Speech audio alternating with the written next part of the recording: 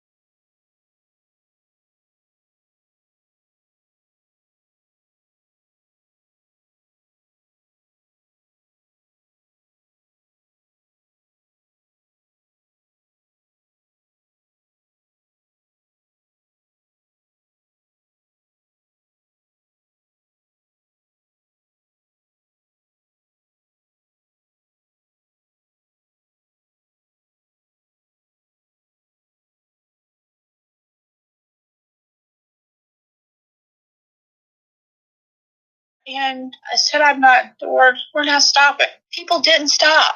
Good. People didn't stop.